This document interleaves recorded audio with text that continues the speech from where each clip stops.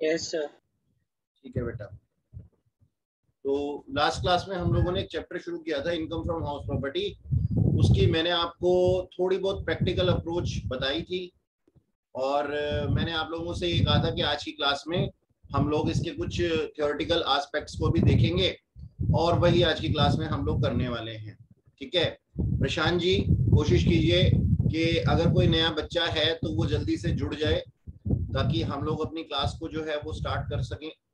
ठीक है, उनको भी जोड़ लीजिए जल्दी से, क्योंकि इसके बाद जो है वो उनको परेशानी आने वाली है अगर वो बीच में ज्वाइन करेंगे तो। और लास्ट क्लास का वीडियो भी उनको प्रोवाइड कर दीजिएगा। हाँ जी। तो हमारा चैप्टर जो हमने स्टार्ट किया था लास्ट क्लास में बच्चों था वो इनकम फ्रॉम कैपिटल गेन। ठीक है जी, कैपिटल गेन से होने वाली इनकम। कोमल जी, आप लोग, आपको बता दूं मैं कि मैंने शॉर्ट में आप लोगों को बताया था, शॉर्ट में बता देता हूं आपको अभी कोमल जी, कि हमारे पास में मान लीजिए एक हाउस प्रॉपर्टी है। इस हाउस प्रॉपर्टी को मैंने परचेज किया था 7 लाख रुपए का, और मैंने इसको सेल कर दिया 10 लाख रुपए में। तो जो 3 लाख रुपए का मुझे गेन हुआ है, that is known as capital gain. ठीक है जी, ये मैंने शॉर्ट में बताया आपको। अभी आपको और अच्छे से समझ में आएगा। सबसे पहले है हमारी बेसिक कंडीशन। बेसिक कंडीशन क्या कहती है हमें?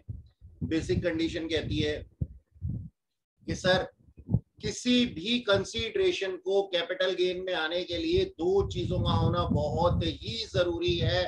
Number one, there should be a capital asset. Number two, that capital asset should be transferred. और लास्ट क्लास में जैसा कि मैंने आप लोगों को कहा था कि मैं आप लोगों को बताऊंगा कि कैपिटल गेन के अंदर कैपिटल एसेट होता क्या है और ट्रांसफर की क्या डेफिनेशन होती है, ये चीजें हम पढ़ेंगे। ठीक है, तो अगर मैं किसी भी चीज को कैपिटल गेन के दायरे से, कैपिटल एसेट के दायरे से बाहर कर दूं, तो वो क्या हो जाती है जी? वो कैपिटल गेन के दायरे से भी बाहर हो जाएगा।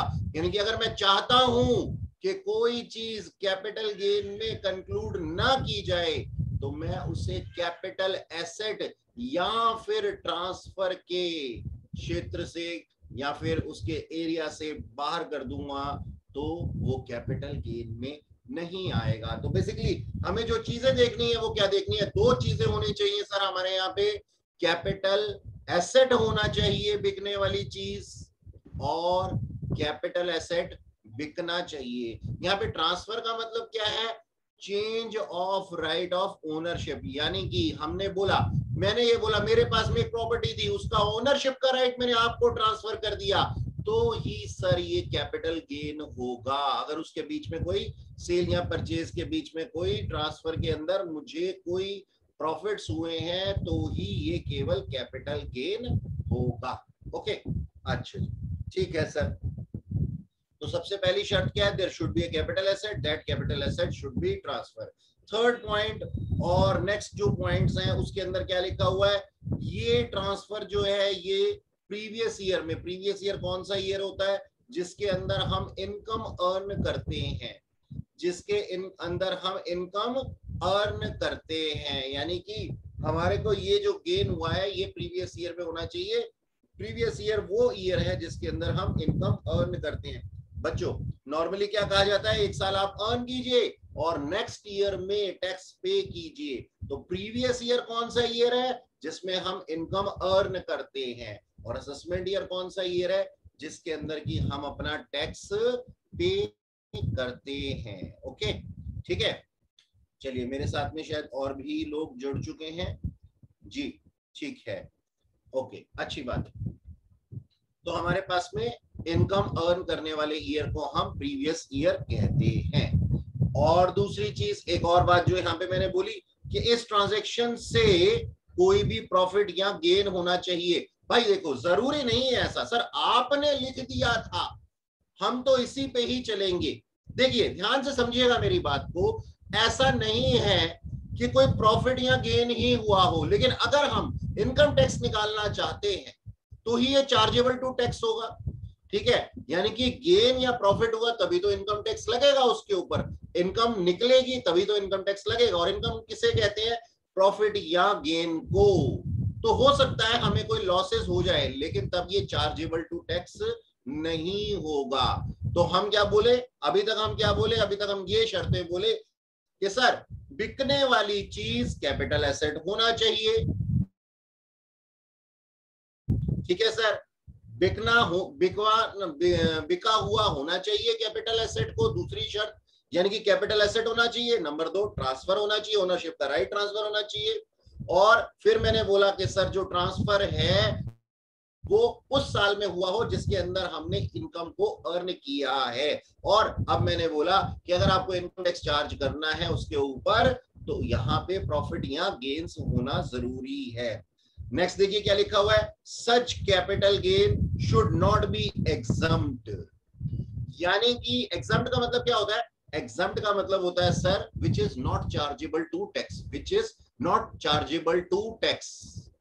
तो हम ये कहते हैं कि हमारा चार्जिंग सेक्शन ये कहता है कि भाई टैक्स तेरे ऊपर तभी लगेगा, टैक्स तेरे ऊपर तभी लगेगा जब तेरी ये 5 कंडीशंस पूरी हो जाएंगी। और मैं क्या कहता हूं आपको, सर कुछ भी ना मिले, आपको सिर्फ ये 2 कंडीशंस अपने दिमाग में रखनी है। There should be a capital asset and that capital asset should be transferred. ठीक है जी, ओके, चलिए आगे चलते हैं।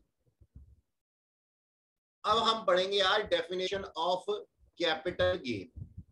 क्या डेफिनेशन है sir, capital asset, sorry not capital gain, capital asset. क्या होता है कैपिटल एसेट? बोलता है कि कोई भी प्रॉपर्टी, चाहे वो मूवेबल हो, इमूवेबल हो, मूवेबल और इमूवेबल का मतलब में आ गया ना, मूवेबल यानी कि एक जगह से दूसरी जगह रोटेट हो सकती है, या वो इमूवेबल भी होती है, जैसे फिक्स टू लैंड होती है चीजें, बिल्डिंग्स होती हैं, ठीक है। तो चाहे कोई प्रॉपर्टी मूवेबल हो या इमूवेबल हो, या फिर असस्सी के, असस्सी कौन है, असस्सी अभी के लिए ये सोच लीजिए कि असस्सी एक ऐसा पर्सन है जिसको की टैक्सेशन डिपार्टमेंट से कुछ लेना देना पड़ता है, यानी जिसका कोई भी सरोकार होता है ना इनकम टैक्स डिपार्टमेंट के साथ में, उसको पर्सन को क्या कहते हैं सर, असस्सी कहते हैं। ये वर्ड बार बार आएगा आपके पास में, ये वर्ड बार बार आएगा और आप इसके ऊपर सोच करके कहीं परेशान ना हो, इसलिए मैंने आप लोगों को दोबारा से बता दिया क्या कि सर एक असस्सी वो पर्सन है जिसका इनकम टैक्स, जिसका भी टैक्सेशन डिपार्टमेंट के साथ में कोई भी लेन देन चलने वाला है। बस अभी के लिए ये सोच लीजिए, जरूरी नहीं है वही पर्सन जो टैक्स पे करेगा वही असस्सी है, और भी लोग असस्सी होते हैं। खैर, तो मैं क्या कह रहा था, मैं ये कह रहा था कि सर कोई भी प्रॉपर्टी, हम क्या पढ़ रहे हैं, हम पढ़ रहे हैं सर कि हमारे पास में कैपिटल एसेट क्या है। तो कैपिटल एसेट क्या है, कैपिटल एसेट है सर हमारे पास में कोई भी ऐसी चीज, कोई भी ऐसी प्रॉपर्टी जो कि मूवेबल है, इमूवेबल है, या फिर कोई भी ऐसी प्रॉपर्टी जो कि रेलेवेंट या फिर रिलेटेड है बिजनेस से, या फिर बिजनेस से रिलेटेड नहीं है, यानी कि बिजनेस और प्रोफेशन से रिलेटेड हो भी सकती है और नहीं भी हो सकती, ठीक है। अच्छा, any security held by FIIs, foreign institutional investors, foreign institutional investor, जिनका की काम ही यही होता है, सिक्योरिटी को लेते हैं और बेचते हैं, सिक्योरिटी को लेते हैं और बेचते हैं, ठीक है, उनका काम ही, मेन मकसद ही यही होता है। तो हम क्या कहते हैं कि ऐसी सिक्योरिटी को होल्ड करने वाले जितने भी FIIs हैं, उनकी जितने भी कैपिटल, जितनी भी सिक्योरिटीज होती हैं, उनको हम क्या कहते हैं, उनको हम कैपिटल एसेट कहते हैं। चाहे इन्होंने इन्वेस्टमेंट पर्पस के लिए रखी हो, चाहे इन्होंने इसको स्टॉक एंड ट्रेड की तरह रखा हो, ऑलवेज कैपिटल एसेट, चाहे इसने इसको स्टॉक एंड ट्रेड की तरह ही क्यों ना रखा गया हो। यानी कि ध्यान से सुन लो, एक FII है, ठीक है जी, फॉरेन इंस्टीट्यूशनल इन्वेस्टर है, जिसका की काम ही यही है सिक्योरिटीज को परचेज करने का, ठीक है जी। तो मैंने क्या बोला, मैंने कहा ऐसे किसी पर्सन ने सिक्योरिटीज खरीदी किसी कंपनी की, वो इसका यूज 2 तरीके से कर सकता है। वो क्या करता है, वो अपने इन्वेस्टमेंट पर्पस के लिए इसको रख सकता है। इन्वेस्टमेंट पर्पस के लिए रख सकता है मतलब भाई मैं नहीं बेचता आज, मेरा मन नहीं कर रहा बेचने का, मैं 10 साल बाद बेचूंगा, 20 साल बाद बेचूंगा, इन्वेस्टमेंट पर्पस है, ठीक है। और दूसरा वो क्या करता है, आज खरीदता है कल बेच देता है, आज खरीदता है कल बेच देता है, उसका काम ही यही है, बिजनेस ही यही है। तो दोनों चीजों में फर्क समझ में आया। स्टॉक एंड ट्रेड क्या है, खरीद फरोख्त, लेता है बेचता है, लेता है बेचता है, ठीक है सर। और हम क्या कहते हैं दूसरे केस में, क्या कहते हैं दूसरे केस में कहते हैं 20 साल बाद बेचूंगा, 5 साल बाद बेचूंगा, इन्वेस्टमेंट पर्पस के लिए रख लिया मैंने। चाहे इन्वेस्टमेंट पर्पस के लिए रखा जाए, चाहे स्टॉक एंड ट्रेड रखा जाए, हमेशा कैपिटल एसेट है, हमेशा कैपिटल एसेट है, हमेशा कैपिटल एसेट है, बस ये याद रखना।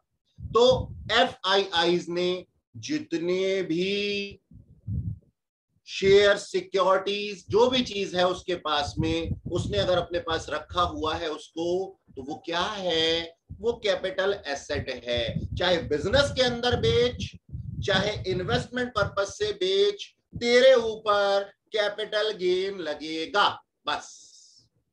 ओके सर, आगे लिखा है any right in Indian company including right of management और कंट्रोल।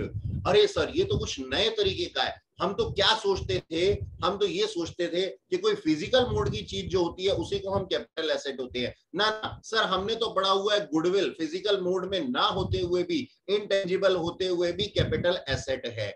इसी तरीके से हमारे पास एक और चीज है, वोटिंग राइट।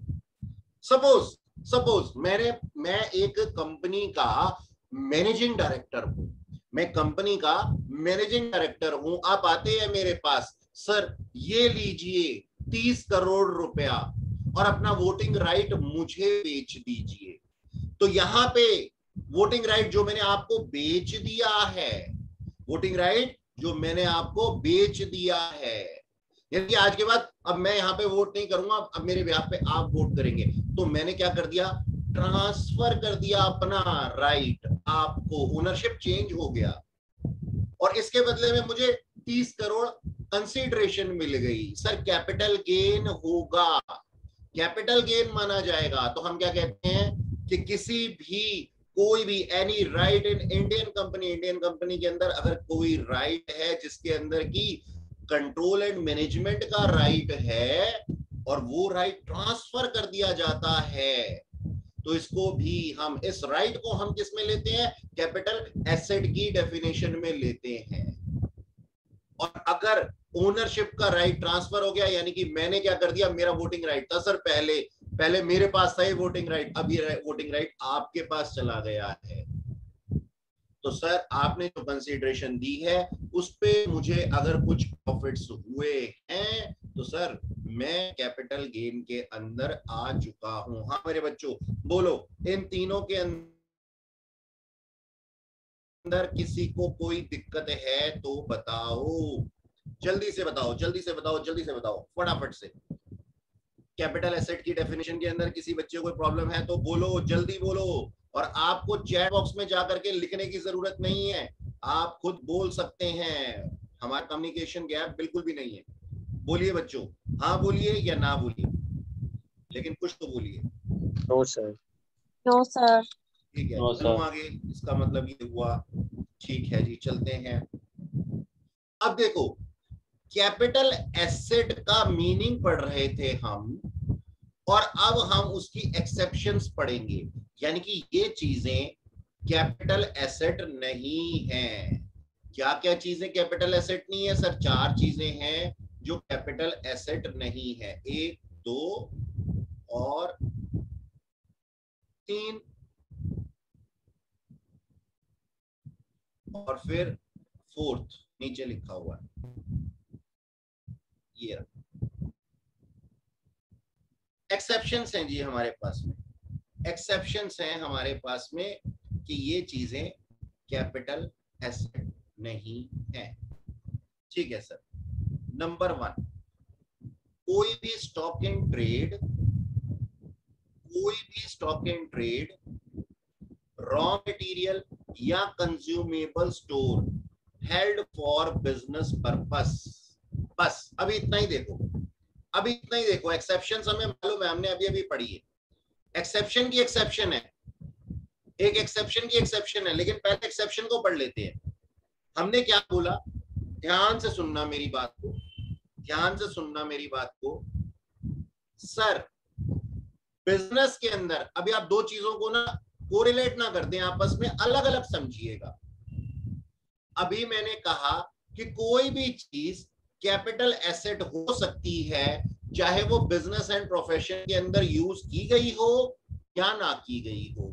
ठीक है, ऐसा मैंने बोला। इस चीज को जरा समझते हैं, और यहां पे भी कुछ लिखा हुआ है, उस चीज को भी समझते हैं। लो सर,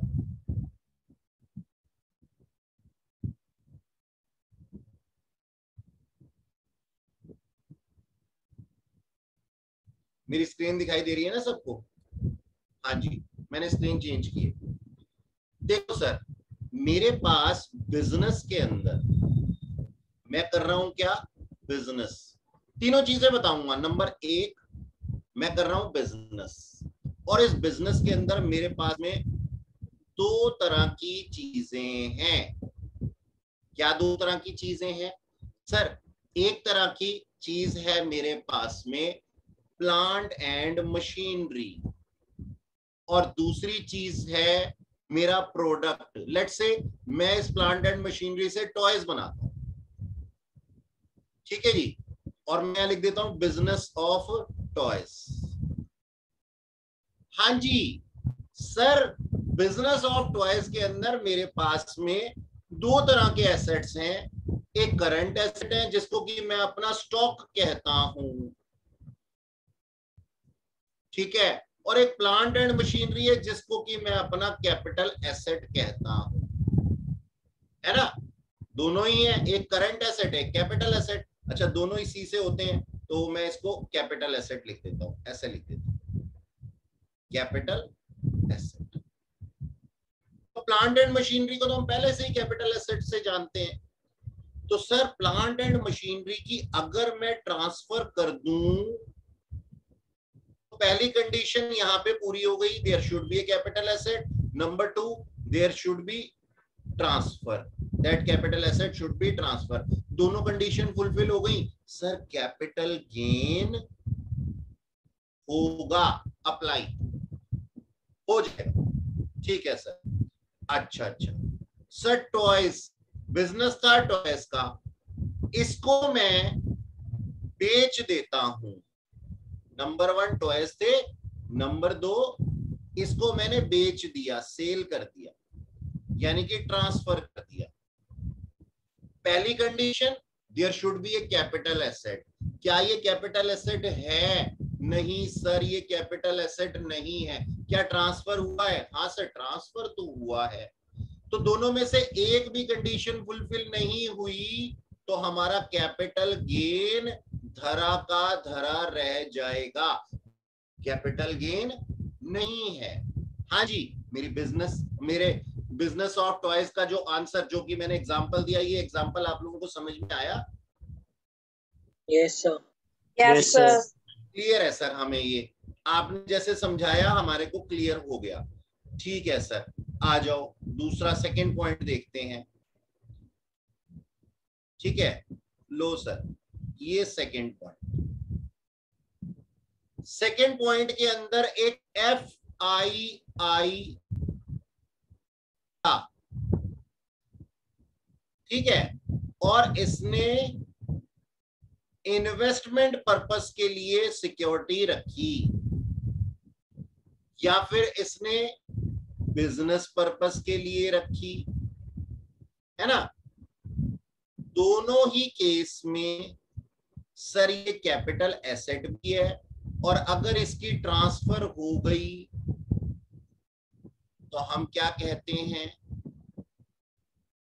यानी कि चाहे इसने इन्वेस्टमेंट पर्पस के लिए रखा हो चाहे बिजनेस पर्पस के लिए रखा हो, अभी अभी हमने सीखा था सर, दोनों ही केसेस में कैपिटल गेन अप्लाई हो जाएगा।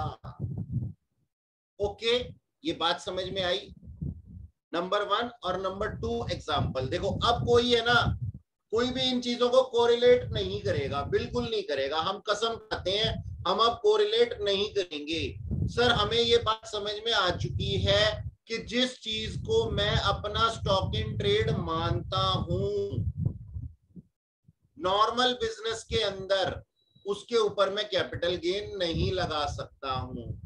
और एफआईआई के बिजनेस के अंदर यानी कि फॉरेन इंस्टीट्यूशनल इन्वेस्टर्स के अंदर, चाहे हमने इसको इन्वेस्टमेंट पर्पस के लिए रखा हो चाहे बिजनेस पर्पस के लिए रखा हो, सर इसके ऊपर कैपिटल गेन लगेगा ही लगेगा, कैपिटल गेन लगेगा ही लगेगा, क्योंकि ये कैपिटल एसेट है, दोनों ही केस में है।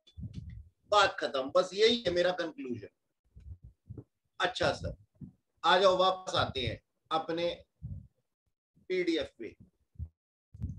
हाँ जी, अब देखो ये एक्सेप्शंस लिखी हुई थी ना, आप बच्चों के आगे एक्सेप्शन लिखी हुई थी, और एक्सेप्शन के अंदर एक और एक्सेप्शन लिखी हुई है। हमेशा आप लोगों ने कहावत सुनी होगी, दुश्मन का दुश्मन दोस्त होता है, ठीक है ना।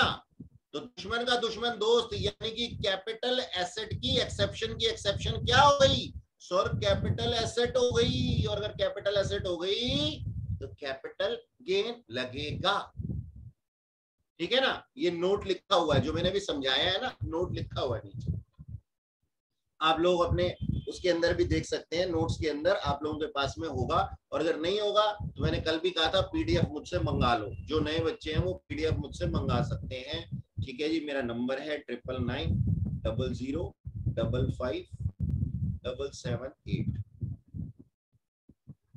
आप हाई लिख के भेजेंगे, मैं आपको पीडीएफ भेज दूंगा। अच्छा जी, ठीक है सर, ये स्टॉक इन ट्रेड का फंडा तो हमें समझ में आ गया। आओ जी और आगे चलते हैं। नंबर 2 हम पढ़ क्या रहे हैं, पहले तो हम पढ़ रहे हैं सर ऐसी चीजें जो कैपिटल एसेट नहीं है, अब की बार नहीं है। हाँ जी सर, बोलता है movable personal effect are not capital assets. Movable personal effect capital asset नहीं है।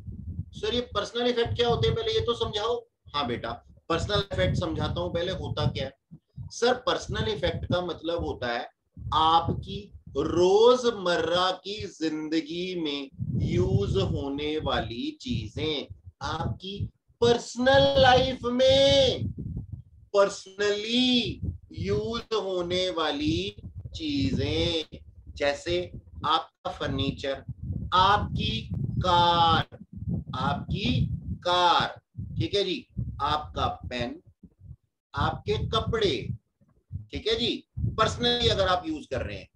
लेकिन पर्सनल इफेक्ट की डेफिनेशन में ये चीजें नहीं आती।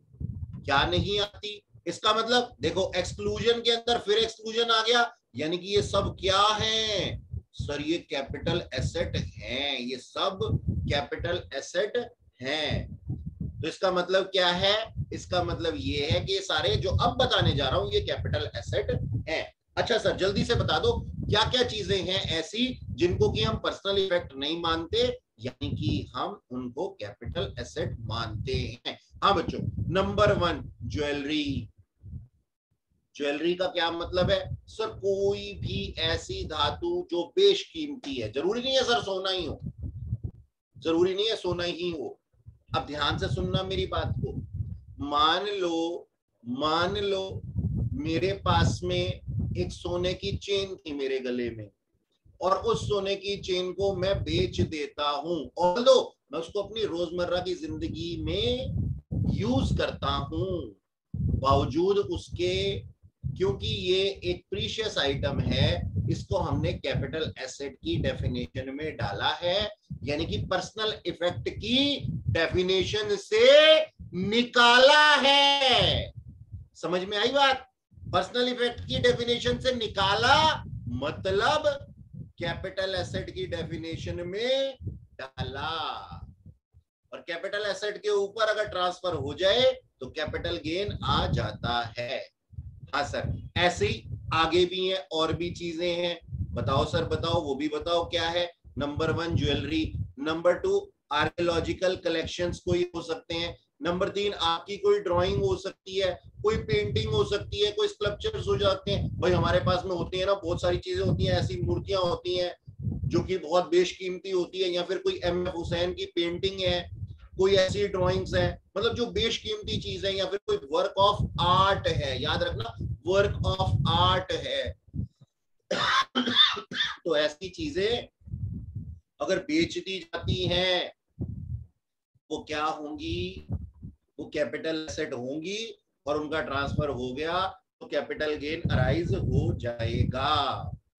अच्छा सर, हमारे ज्ञान में वृद्धि हो गई। अच्छा जी, चलो आगे पढ़ते।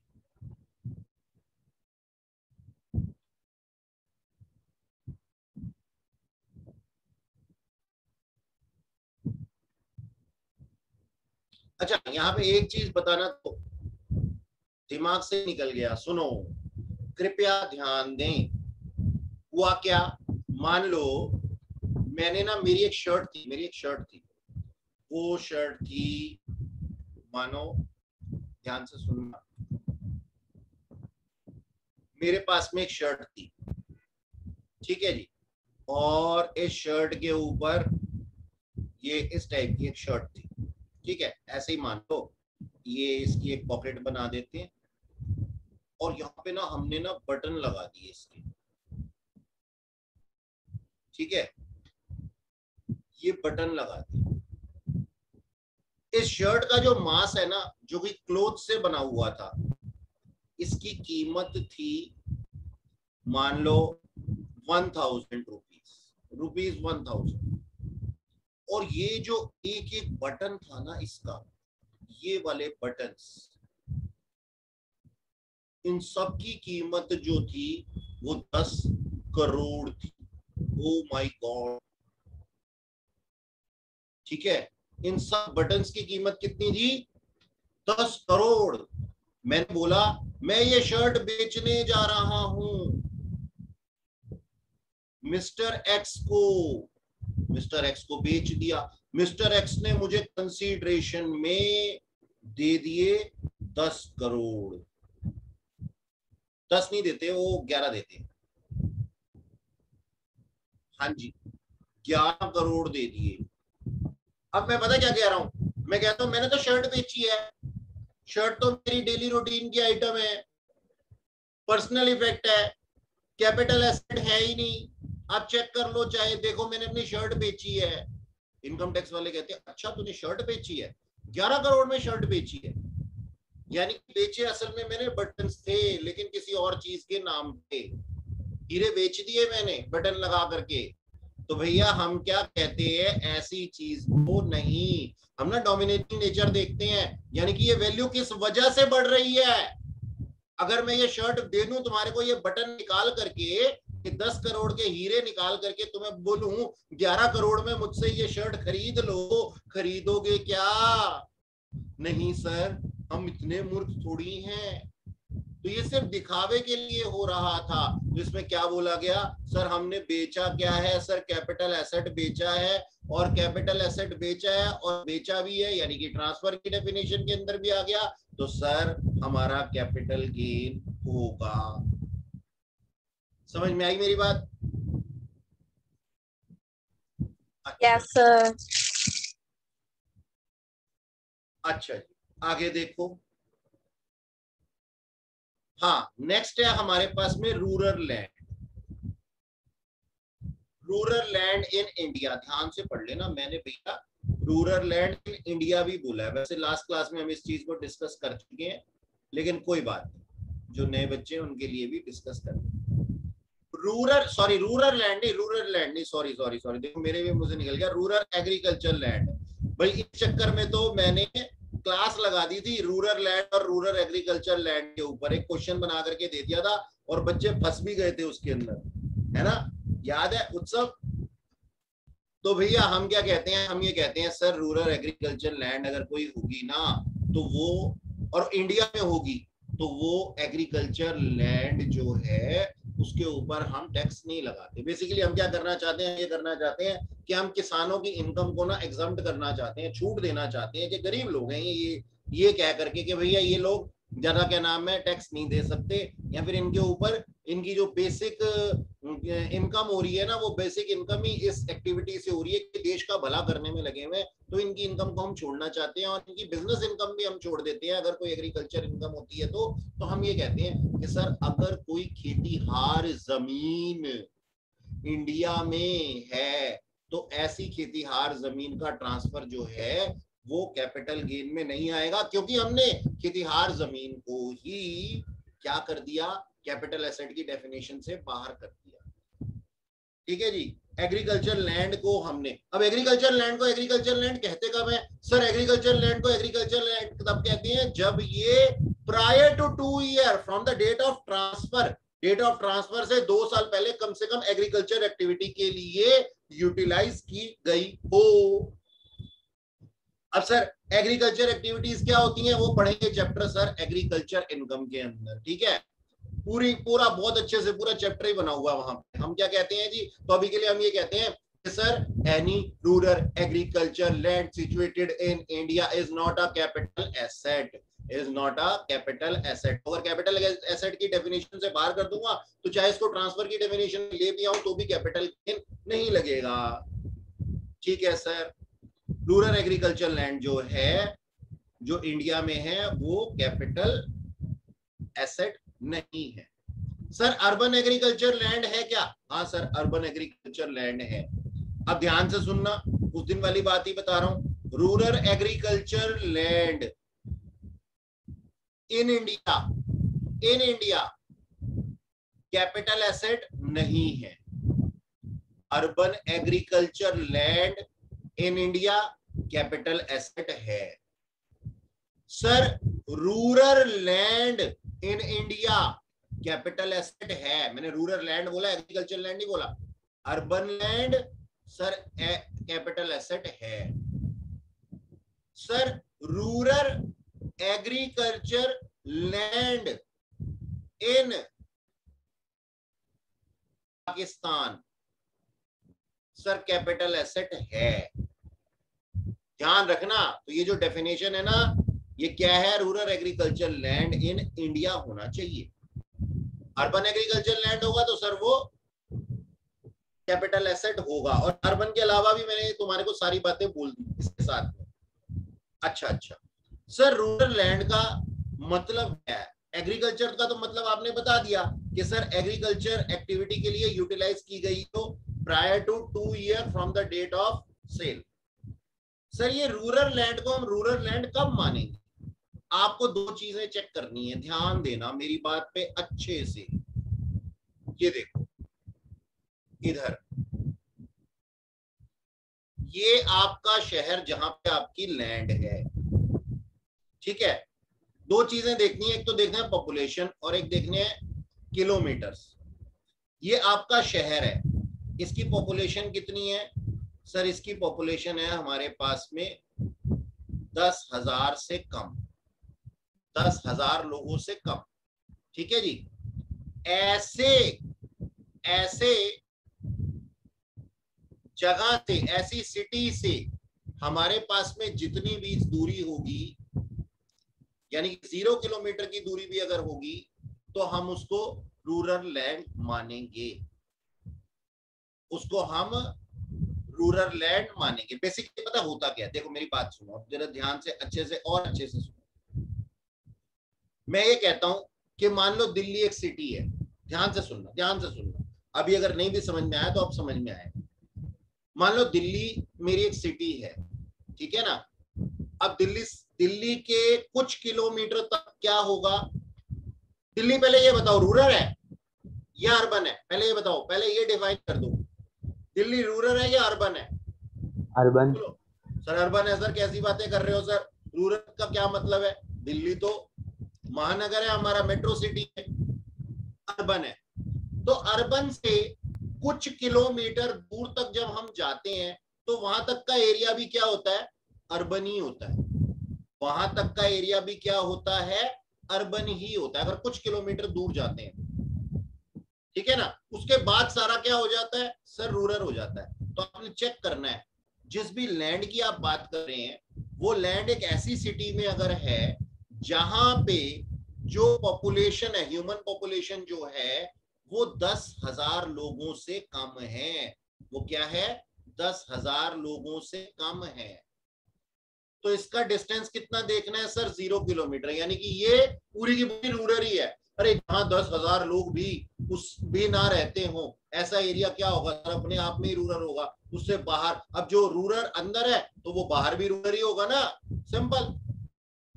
अच्छा अब देखो, अगर पॉपुलेशन 10,000 लोगों से ज्यादा है लेकिन 1,00,000 लोगों से कम है, तो 2 किलोमीटर तक अर्बन होगा और 2 किलोमीटर के बाद रूरल होगा।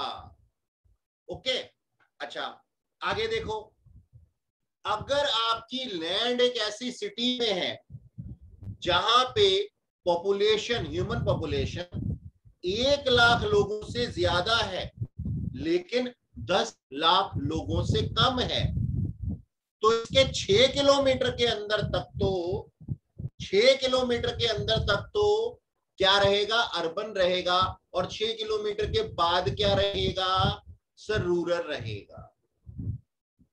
अगर 10,00,000 से ज्यादा की पॉपुलेशन है तो 8 किलोमीटर तक तो क्या रहेगा, अर्बन रहेगा, और 8 किलोमीटर के बाद क्या रहेगा सर, रूरल रहेगा।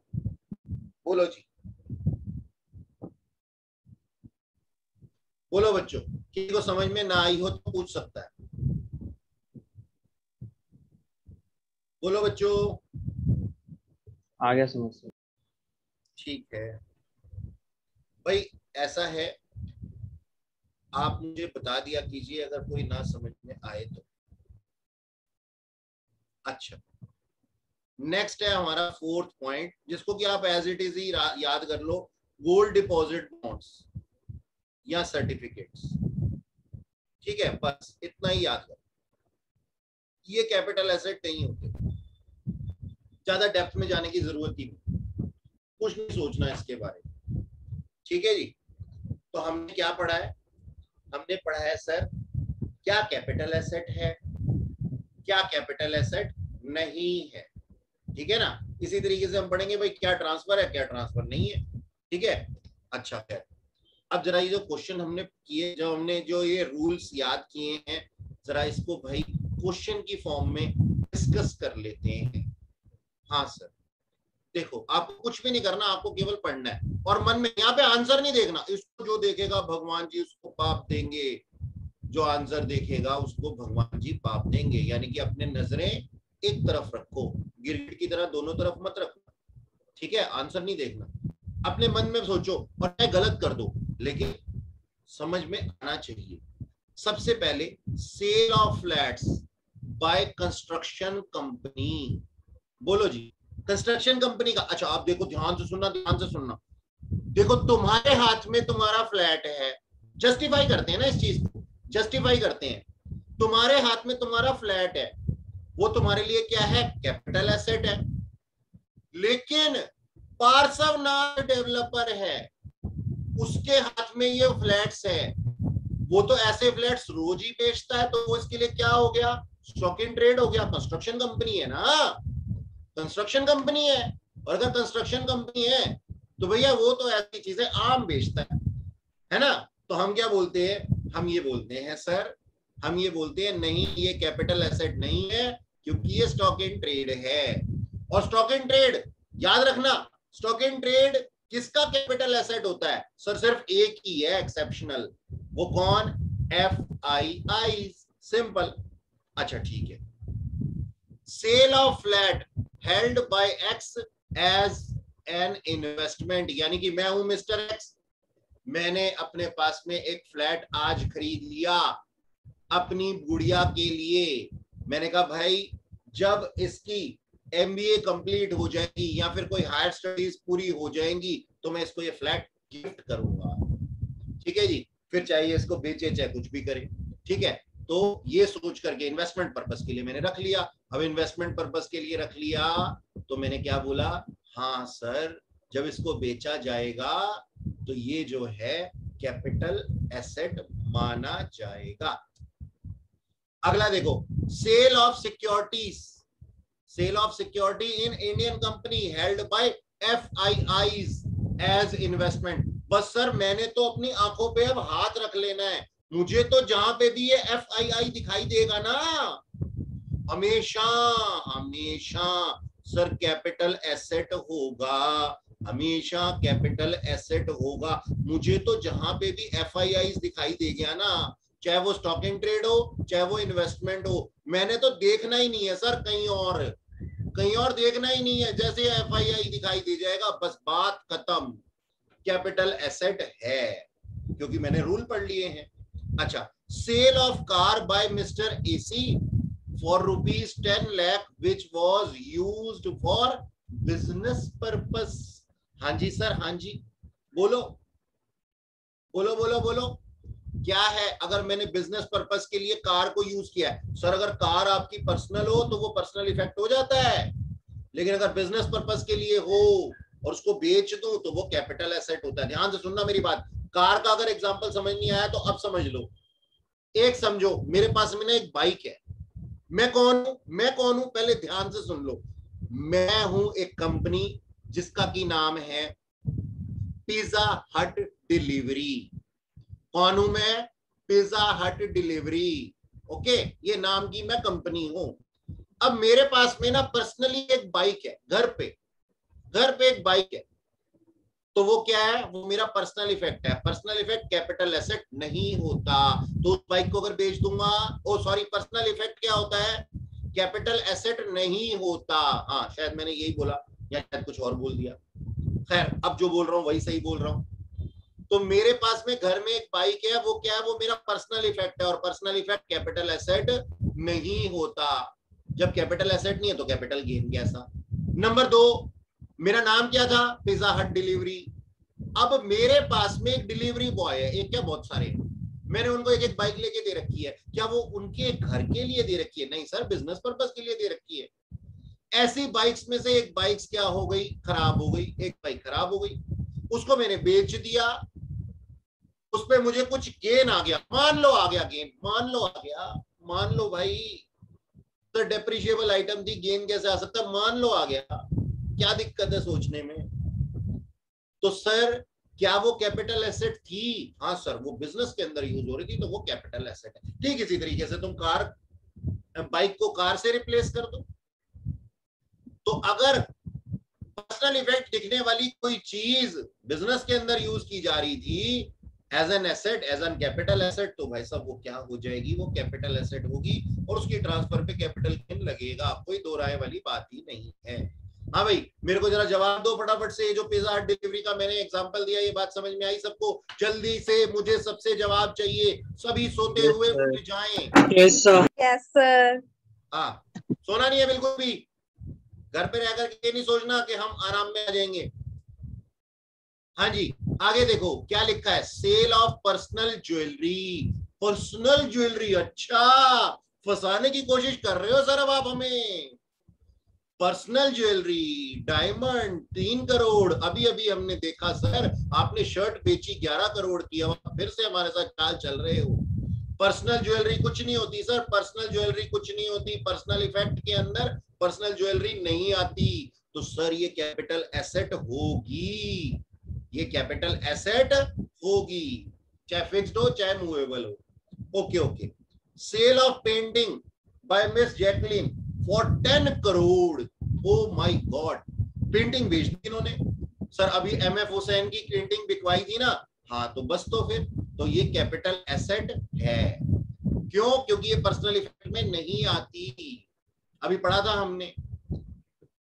अच्छा, house property use for personal purpose, लो जी, रेजिडेंशियल हाउस प्रॉपर्टी बेच दिया आपने, आपके लिए वो क्या है सर? कैपिटल एसेट है।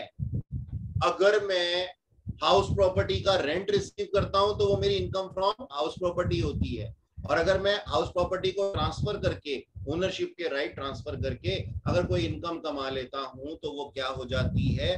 वो कैपिटल गेन आती है। तो कैपिटल एसेट है, पर्सनल इफेक्ट थोड़ी है ये।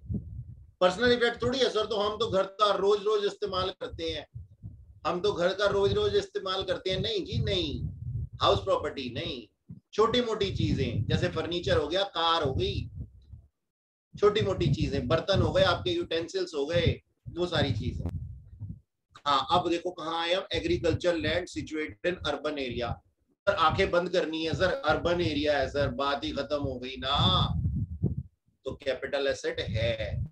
अच्छा अच्छा, आगे देखो, नॉन एग्रीकल्चर लैंड, देखो देखो देखो देखो, फंसाने की कोशिश, फंसाने की कोशिश, क्या बोला गया, क्या बोला गया, non agriculture land situated in rural area. अभी तो बताया था कि एग्रीकल्चर लैंड ही सिर्फ होती है नॉन कैपिटल एसेट, जो कि रूरल एरिया में होती है। अब ये क्या नॉन एग्रीकल्चर है, तो सर कैपिटल एसेट होगी। Agriculture land situated in rural area used for non agriculture purpose permanently. Sir ये क्या है, आप इसका हिंदी अनुवाद सुन लें, इसका मतलब तो समझ लें। कहते हैं एग्रीकल्चर लैंड थी, 5 साल पहले तक हम इसका एग्रीकल्चर पर्पस के लिए यूज करते थे। 2 साल पहले से या फिर 5 साल पहले से, वैसे 2 साल लगा लो, 2 साल पहले से, मतलब ये ध्यान से सुनो, इसको मैं थोड़ा अच्छे से समझाऊंगा। ये देखो इधर, इधर देखो, इधर देखो, इधर देखो भाई, मेरी भी तो तसल्ली होना जरूरी है ना, पता लगे तुम्हें समझ में ना आए। देखो मैंने इस लैंड को परचेज किया 1/4/2014 को, और मैंने इसके ऊपर एग्रीकल्चरल एक्टिविटी की, कब तक, एग्रीकल्चरल एक्टिविटी की मैंने कब तक, 1/4/2016 तक, और फिर मैंने इसको बेच दिया। बेच दिया कब बेच दिया मैंने, 30 सितंबर 2018 को। 2 साल पहले देखना है, 2 इयर्स पहले देखना है, एग्रीकल्चर एक्टिविटी हो रही थी क्या? नहीं सर नहीं हो रही थी, नहीं हो रही थी। तो फिर ये एग्रीकल्चर लैंड होगी क्या? नहीं सर, ये एग्रीकल्चर लैंड ही नहीं होगी। और ऐसी लैंड अगर बिक जाए तो वो हमारा कैपिटल एसेट हो जाता है। ठीक है, तो ये क्या है, देखो क्या लिखा है, कैपिटल एसेट। अच्छा जी, ओके सर, समझ में आ गया। तो परमानेंटली नॉन एग्रीकल्चर पर्पस के लिए, परमानेंटली यानी कि 2 साल पहले से। अच्छा आगे देखो क्या लिखा है, rural agriculture land use permanently for agriculture purpose. हाँ हाँ, हमने एक ऐसी एग्रीकल्चर लैंड बेची है जो कि परमानेंटली एग्रीकल्चर पर्पस के लिए यूज की जा रही थी, सेल से 1 दिन पहले तक भी। लेकिन ये सिचुएटेड कहां थी, यूरोप में। यूरोप में भाई साहब, इंडिया में नहीं। समझ में आया? और यूरोप तो फिर भी यूरोप तो बहुत बढ़िया, बढ़िया कह रहा हूँ, यूरोप तो फिर भी बहुत बड़ा है। हम तो कंट्रीज की बात कर रहे हैं, या तो कॉन्टिनेंटल्स के ऊपर बात आ गई है। एशिया और यूरोप की बात ही नहीं हो रही, इंडिया की बात हो रही है। इंडिया से बाहर जाएगा ना, नेपाल में होगा, तो भी कैपिटल एसेट मान लूंगा। तो यानी कि मेरे पास में एक जमीन थी यूरोप में, ठीक है, उसको मैंने बेच दिया, और वो एग्रीकल्चर लैंड थी, even if it is taxable under the head capital gain because it's a capital asset. हाँ जी, किसी भी भाई बहन या माता को कोई बात समझ में ना आई हो, कृपया पूछें, जल्दी से। यहाँ आगे चलो। सर समझ आ गया, बट सर स्क्रीन पे दिख नहीं रहा वो अरे अरे अरे अरे पीडीएफ। अरे अरे अरे अरे अरे, sorry sorry sorry sorry sorry, it's my mistake. वो ना मैंने स्क्रीन चेंज की ना, और वो क्या नाम है, एकदम से शेयर करना भूल गया, स्क्रीन तो चेंज कर दी मैंने।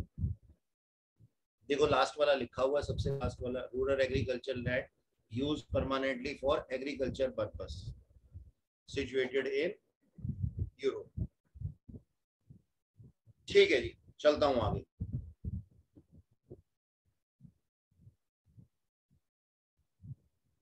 अच्छा, अब रूरल लैंड है या नहीं है, इस चीज के ऊपर क्वेश्चन लिखा हुआ है हमारे पास। ठीक है, ये देखो, डिटरमाइन विच लैंड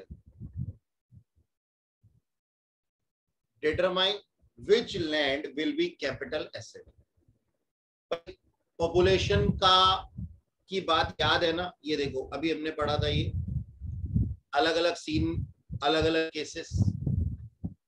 केसेस में अलग अलग सीन होते हैं, ठीक है। तो यहाँ पे हमारे पास में दिया हुआ है, इसको अच्छे से एक बारी देख लो, अच्छे से देख लो, फिर हम इसके ऊपर ये क्वेश्चन करेंगे। जल्दी से अच्छे से याद करो ताकि हमें बीच में चीट ना करना पड़े। थोड़ी देर मैं भी चुप कर जाता हूँ।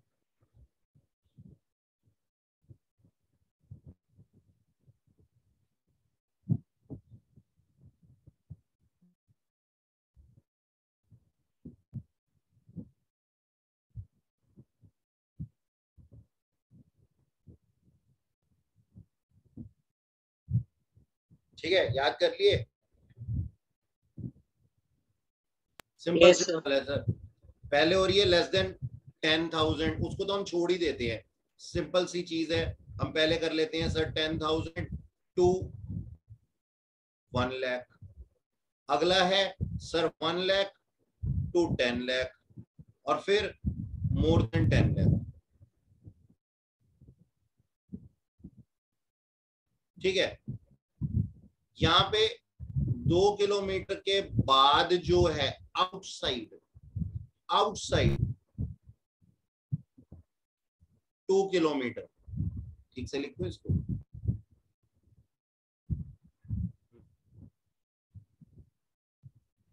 आउटसाइड 2 किलोमीटर क्या है सर? सर रूरल है। यहां पे आउटसाइड 6 किलोमीटर सर रूरल है, और यहां पे आउटसाइड 8 किलोमीटर सर रूरल। ठीक है, बस सिंपल। रूरल की डेफिनेशन हमने सीख ली। 2 6 8 2 6 8 10 1 10 10 1 10, 10,000 से 1 लाख, 1 लाख से 10 लाख, 10 लाख से ऊपर 2 6 और 8 के बाद का एरिया रूरल हो जाता है। हाँ सर, ठीक है। हमारी एक लैंड है, लैंड ए, पॉपुलेशन कितनी थी? 9,000 लोग, यानी कि लेस देन 10,000 पॉपुलेशन थी। आंखें बंद कर देनी है, किलोमीटर देखने ही नहीं है। Yes, it's a rural land, and if it is a rural land then it is not a capital asset, and if it is not a capital asset then no capital gain will arise on it. Land B, population बोलो sir 12,000। 12,000 किस slab में आ गया sir? 10,000 से ऊपर, लेकिन 1 लाख से नीचे। इसका टाइम पीरियड क्या था? ओ सॉरी, इसका डिस्टेंस क्या था सर? 2 किलोमीटर था, है ना? 2 किलोमीटर था ना, और यहाँ कितने किलोमीटर लिखे हुए सर? 1.5 किलोमीटर लिखे हुए। तो क्या ये रूरल लैंड है? नहीं सर, रूरल लैंड नहीं है, इसलिए ये क्या है? कैपिटल एसेट है। यानी ये अंदर आ गया ना, बात समझ में आई? 1.5 किलोमीटर, हमने क्या कहा था? रूरल लैंड कब है? जब 2 किलोमीटर के बाहर चला जाए, ऐसी पॉपुलेशन, है ना? ऐसी पॉपुलेशन वाले एरिया में। ये बात समझ में आई सबको? जल्दी से हाँ या ना बोलो, जल्दी से। बी पार्ट समझ में आया? Yes sir. ठीक है जी।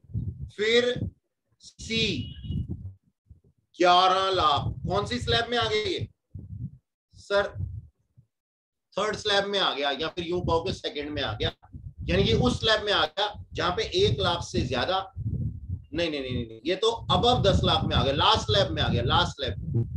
हाँ जी, तो इसका रेंज कितना था? 8 किलोमीटर था, और यहाँ पे रेंज कितनी दी हुई है सर? 2 ही किलोमीटर दी हुई है सिर्फ। यानी कि 2 किलोमीटर तक तो क्या होता है? अर्बन एरिया होता है ना। तो नहीं, ये रूरल लैंड नहीं है, इसलिए ये कैपिटल एसेट है। डी पॉइंट देखो जी, डी लैंड के लिए बोलता है 80,000। अब ये कहां पे आ रहा है पॉपुलेशन? 80,000 कहां आ रहा है सर? 10 से ऊपर और 1 लाख से नीचे। 10,000 से ऊपर और 1 लाख से नीचे।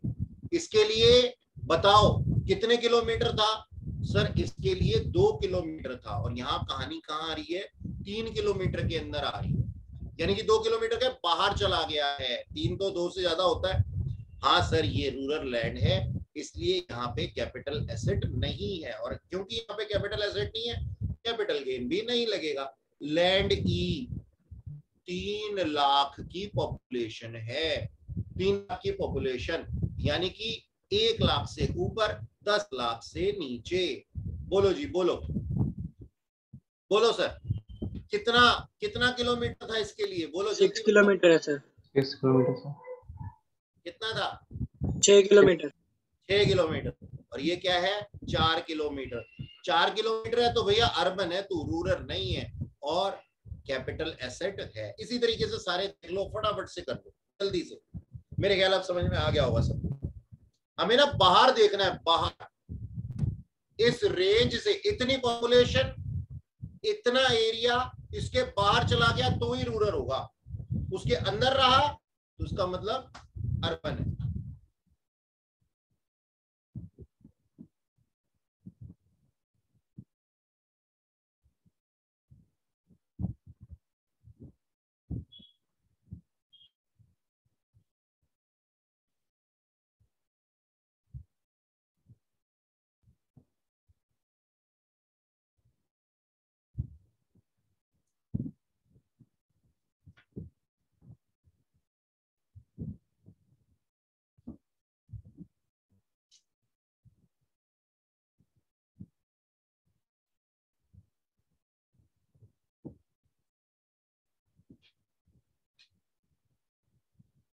हो गया बच्चों? Yes sir. ठीक है। Yes sir. हाँ जी, देखो अब ये क्वेश्चन के अंदर क्या लिखा हुआ है। कहता है मिसेस एक्स थी, उन्होंने एक सेल किया वर्क ऑफ आर्ट का, held by her, is not liable to pay capital gain. Is she correct? वो कहती है No, मेरे sir. पास में ना एक वर्क ऑफ आर्ट है और मैं इसको कैपिटल एसेट मानती ही नहीं हूं, बस मैंने इसको बेच दिया है। ठीक है जी। और वो क्या कह रही हैं? वो ये कह रही होंगी कि सर ये पर्सनल इफेक्ट है। नहीं सर, ये पर्सनल इफेक्ट नहीं है और इस वजह से ये कैपिटल एसेट है, और क्योंकि कैपिटल एसेट है तो इसकी सेल के ऊपर कैपिटल गेन लगेगा। तो मिसेस एक्स जो है वो करेक्ट नहीं है। ठीक है, अच्छा अब हाँ ये क्वेश्चन देखो, 4th वाला। State whether the capital gain will arise. हाँ जी, इन केसेस के अंदर हमें चेक करना है कि कैपिटल गेन होगा या नहीं होगा। Profit on sale of jewellery held by a jeweller. एक ज्वेलरी डीलर था, एक ज्वेलरी डीलर था, ठीक है जी, और उसने प्रॉफिट कमाया है सेल ऑफ ज्वेलरी पे। तो बोलो क्या ये कैपिटल एसेट है या बिजनेस एंड प्रोफेशन के अंदर है? देखो ये केस जो है ना, अभी के लिए इसमें तुम मेरे पास में मान करके रख लो कि भाई यस कैपिटल गेन होगा। बाद में मैं तुम्हें बताऊंगा कि ये जो केस है ना, अभी देखो कुछ बोला नहीं था ना कोई, तो इसलिए जो है मुझे समझ में आ गया तुम्हारी चुप्पी का कारण। अभी जरा मेरी बात सुन लो कि यहां पे क्या था। ये है ट्रांसफर ऑफ, लिख लो अपनी बुक पे, capital asset into stock in trade का केस है। ठीक है, तो इसके ऊपर जो है कैपिटल गेन भी होगा प्लस बिजनेस इनकम भी होगा। तो इसलिए यहां पे लिखा हुआ है कि हाँ कैपिटल गेन होगा। आओ मैं समझाता हूं इसको अच्छे से। ये लिख लिया आप लोगों ने, अपनी बुक पे लिख लेना इसको, मैं समझाता हूं इसको। यहां देखो,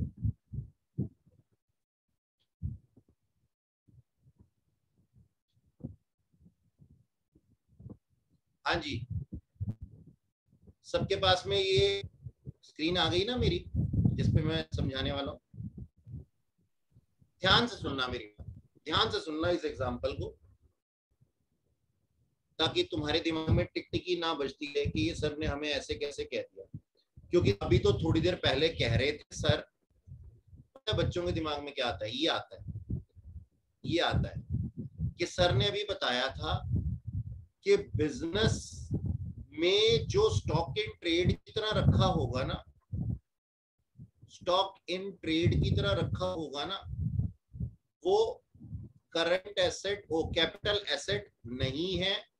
और जब कैपिटल एसेट नहीं है तो कैपिटल गेन भी नहीं होगा। एक्सेप्शनली हमने FII को किया था, लेकिन यहां पे ज्वेलरी को नहीं किया था।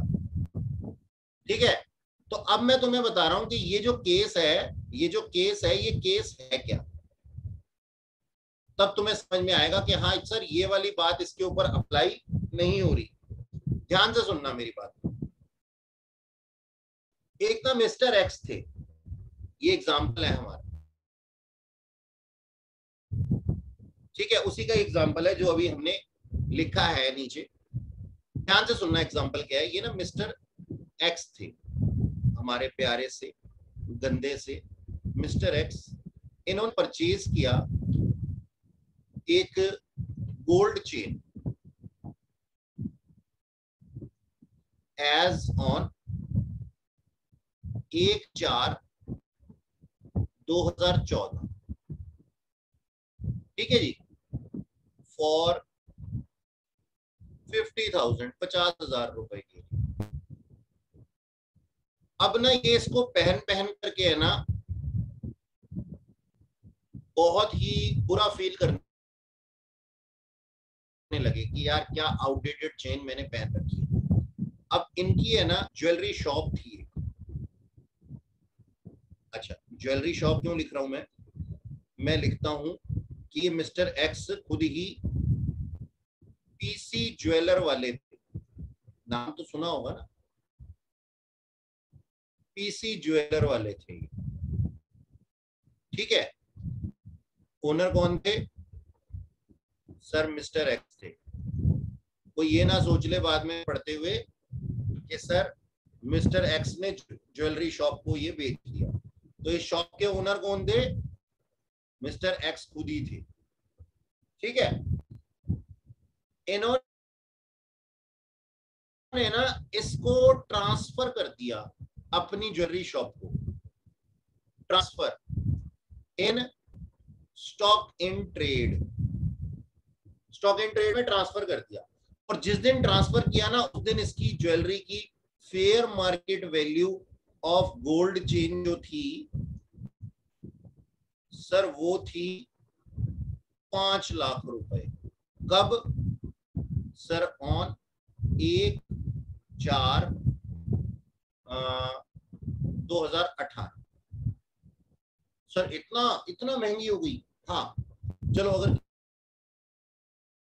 किसी को ज्यादा दिक्कत हो रही है इतनी महंगाई में तो यार कम कर देते, इसको मैं कर देता हूँ, मान लो 1.5 लाख कर देता, ठीक है, 1.5 लाख कर देता। अब ना दुकान पे रखने के बाद PC ज्वेलर ने यानी कि मिस्टर एक्स ने ही इसको बेच दिया, sold for let's say 4 lakh in the year अपना 2020, ठीक है जी, 2020 में इन्होंने बेच दी। अब सर बात दरअसल ये है कि आपके दिमाग में बात ये आ रही है कि सर बेचा तो बिजनेस ने है इसको, यहां से लेकर के यहां तक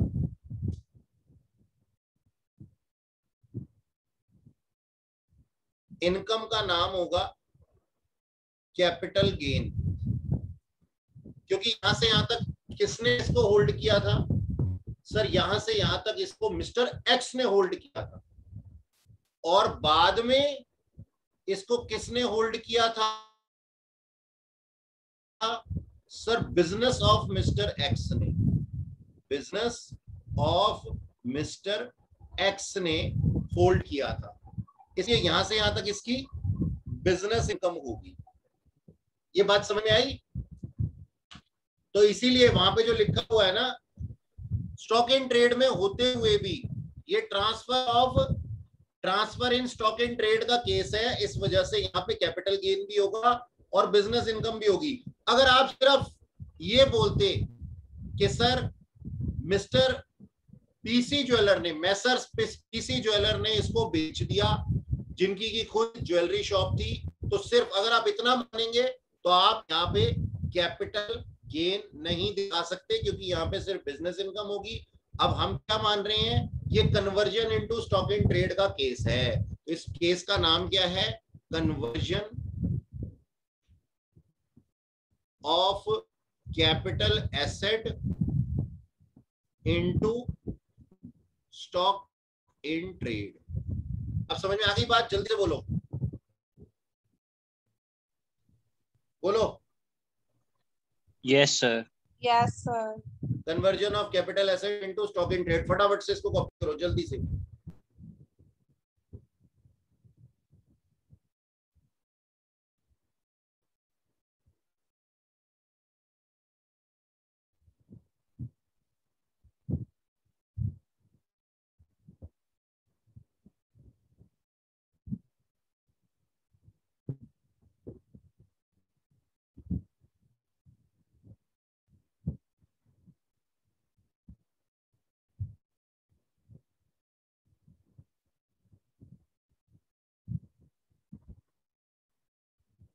जब हो जाए तो बताना सर, हो गया, आगे चलो।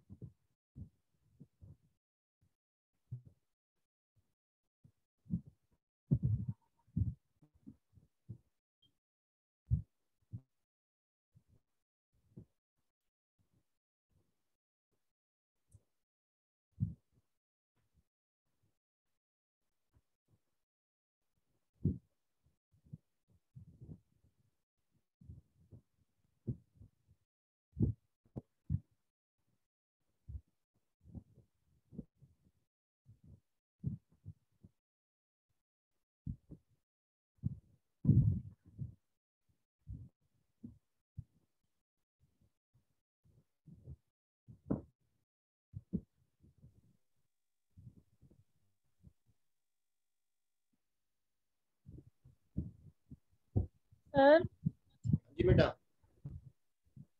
सर जब हमने गोल्ड चेन को पीसी ज्वेल में सर ट्रांसफर किया स्टॉक इन ट्रेड में, तो सर वहां पे जो कैपिटल गेन हुआ है उस पे टैक्स मिस्टर एक्स के पास लगेगा हाँ एज अ कैपिटल गेन। और जी सर जब हमने उसको सोल्ड किया है तो वहां पे business as a business income पे टैक्स लगेगा। हाँ जी, बिजनेस इनकम के ऊपर ट्रांसफर, बिजनेस इनकम हमारे बिजनेस के ऊपर टैक्स लगेगा, बेसिकली लगेगा बेटा मिस्टर एक्स के ऊपर ही, चाहे कैपिटल गेन लगे चाहे बिजनेस इनकम में लगे, लेकिन हेड बदल जाएंगे। यानी कि यहाँ से यहाँ तक की इनकम जो है वो कैपिटल गेन के नाम से आएगी, और उसके आगे की जो इनकम है ना वो बिजनेस इनकम के नाम से आएगी, हेड बदल जाएंगे। टैक्स लाइबिलिटी ये मिस्टर एक्स की ही होगी, क्योंकि हम अकाउंट्स के अंदर कहते हैं कि business and owner both have separate entity, both are separate entity, ऐसा हम अकाउंट्स के अंदर कहते हैं लेकिन टैक्स के अंदर नहीं कहते हैं। हम कहते हैं नहीं, ये दोनों एक ही लोग हैं। डायरेक्ट टैक्स के अंदर हम ऐसा कहते हैं। Okay sir.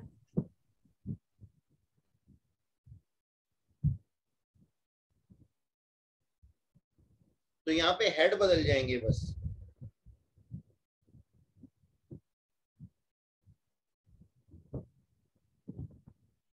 सर क्वेश्चन 4 में जो सेंटेंस लिखा है उसको पढ़ के ऐसा तो नहीं लग रहा कि उसने ट्रांसफर किया है। उसमें तो ऐसे लिखा है profit on sale of jewellery by mister A jewellery dealer. हाँ इतना ही तो लिखा है उसमें। मैं बताता हूँ, मैं बता रहा हूँ। देख वापस आते हैं उसके ऊपर। देख यहाँ पे लिखा है ना profit on sale of jewellery by mister A jewellery dealer, और बाद में मैंने एस्ट्रिक का साइन लगाया है ना, और यहाँ एस्ट्रिक का मतलब भी बताया है कि मेरे क्वेश्चन के अंदर इस केस का मतलब क्या है। अगर तू जनरल मानेगा तो यहाँ पे आंसर आ जाएगा नो। ठीक है, ओके सर। क्योंकि मेरा क्वेश्चन है, मैं कैसे भी छेड़छाड़ दूं।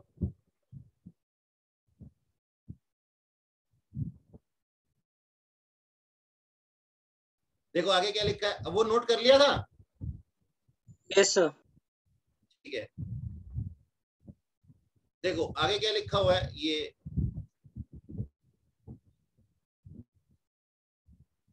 Profit on sale of personal furniture car bike. भाई पर्सनल फर्नीचर पर्सनल इफेक्ट के अंदर आते हैं सारे के सारे, इसलिए कैपिटल एसेट नहीं है, कैपिटल गेन भी नहीं लगेगा। Profit on sale of residential house property, हाँ जी ये कैपिटल एसेट है और इसके ऊपर कैपिटल गेन लगेगा। आप इसको पर्सनल इफेक्ट नहीं कह सकते, क्योंकि पर्सनल इफेक्ट में छोटी छोटी चीजें आती हैं, हाउस प्रॉपर्टी वगैरह नहीं आती। अच्छा, profit on drawing sale of drawings and painting made by painter, हाँ जी है। वैसे एक बात बताऊं, इसको तुम नो कर, क्योंकि एक केस में हमने यस मान लिया, इसको नो कर। ठीक है, ठीक कर लो, वहां पे हर बार एक्सेप्शन नहीं लगा सकते ना। पेंटर है ना, उसका तो काम ही यही है, वो स्टॉक इन ट्रेड है उसका। यहाँ पे लिख लो ये इसका स्टॉक इन ट्रेड है।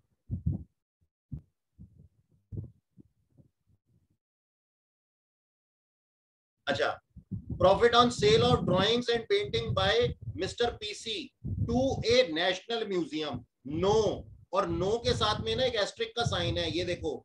कैपिटल गेन हम इसको क्यों नहीं मान रहे हैं, और कैपिटल गेन होते हुए भी ये कैपिटल गेन के अंदर टैक्सेबल नहीं होगा, क्योंकि यहाँ पे एक स्पेशल एग्जम्पशन है सेक्शन 47 की, इस वजह से रीजन है उसका। वैसे ये कैपिटल गेन है लेकिन हमने इसको एग्जम्प्ट कर रखा है, तो जब हम इसके ऊपर टैक्स ही नहीं लगा रहे तो फिर क्या फायदा। Profit on sale of gold deposit bonds, no, क्योंकि सर ये कैपिटल एसेट नहीं होते। ठीक,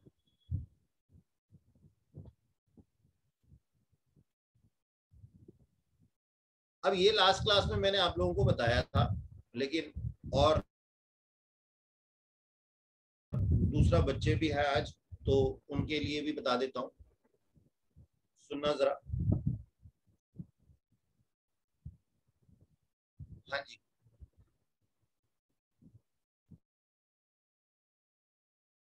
हमारे पास जो कैपिटल गेन होते हैं ना, वो दो तरीके के होते हैं। एक होते हैं शॉर्ट टर्म कैपिटल गेन, और एक होते हैं sir long term capital gain. Short term capital gain कौन से होते हैं, जो आते हैं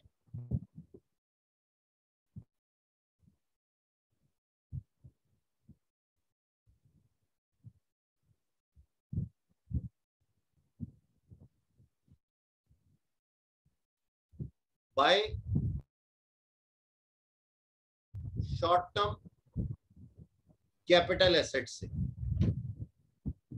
by short term capital asset. और लॉन्ग टर्म कौन से होते हैं सर, जो लॉन्ग टर्म कैपिटल एसेट से होते हैं। शॉर्ट टर्म कैपिटल एसेट्स कौन सी होती हैं? Are assets not long term capital asset.